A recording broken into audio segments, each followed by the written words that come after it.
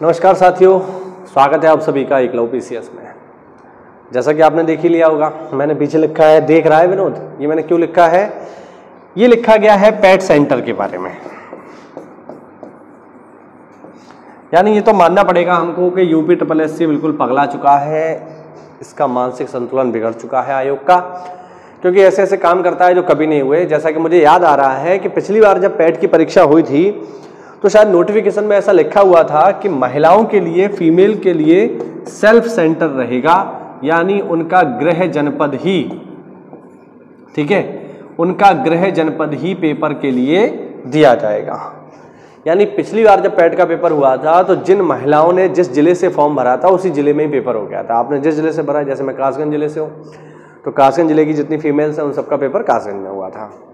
लेकिन इस बार आप देखिए, मेरे ही जानने वाले बहुत सारे विद्यार्थी हैं जो हमारे कोचिंग में पढ़ते हैं, उन्होंने क्या किया है, उनका जो सेंटर है वो किसी का भेज दिया है बुलंदशहर, किसी का भेज दिया है नोएडा। इतनी दूर दूर सेंटर भेजा गया है। मुझे समझ में नहीं आता कि इतनी दूर सेंटर भेजे जाने से यूपी SSSC क्या नकल को रोक लेगा? तो मुझे तो बिल्कुल ऐसा लगता नहीं कि यूपी SSSC नकल को रोक पाएगा। नकल तो फिर भी होगी।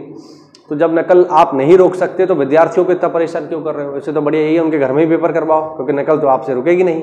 तो आयोग नकल नहीं रोक पाएगा, लेकिन हाँ, विद्यार्थियों को बहुत लंबा लंबा, यानी उत्तर प्रदेश पर्यटन विभाग का जो काम है, उत्तर प्रदेश दर्शन जिसकी टैगलाइन है, यूपी नहीं देखा तो भारत नहीं देखा, तो उससे बेहतर ये है, मतलब उसका जो पर्यटन विभाग का काम है वो अब यूपी SSSC ने ले लिया है।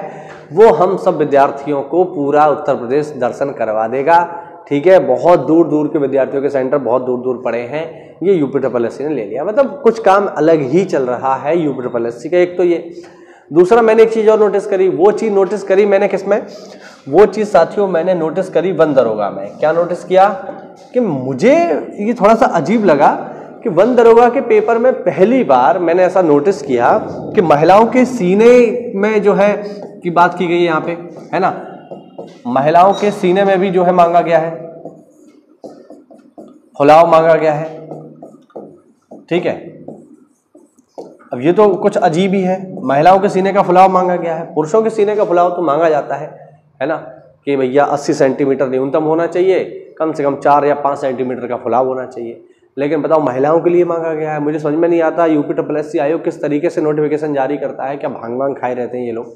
मतलब कुछ भी जारी कर देते हैं, कुछ भी जारी कर देते हैं, जो मन में आता है वो कर देते हैं, क्योंकि उन्हें पता है कोई ऐसा खास विरोध करने वाला है नहीं। तो ये सारी चीज़ें चल रही हैं उत्तर प्रदेश में।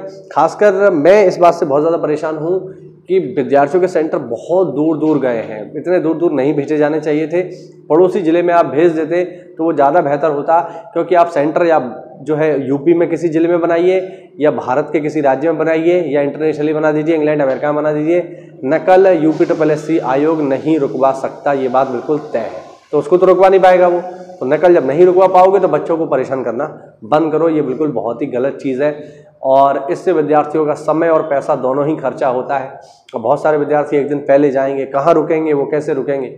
होटल में रुकना पड़ेगा। बहुत सारे विद्यार्थी जो है आर्थिक स्थिति अच्छी नहीं होती तो उनको जो है रेलवे स्टेशन पर रुकना पड़ेगा, बस स्टैंड पर रुकना पड़ेगा। ये बहुत सारी चीज़ें हैं, लेकिन आयोग को खैर इससे कोई फ़र्क नहीं पड़ता है। वो तो भैया ईरान का तुरंत सेंटर डालेगा। आप लोग के इस बारे में क्या विचार है? आप क्या सोचते हैं कि आयोग को इसमें कुछ चेंज करना चाहिए? तो मुझे ज़रूर बताइए। मिलते हैं अगली क्लास में, तब तक के लिए जय हिंद, जय भारत, वंदे मातरम।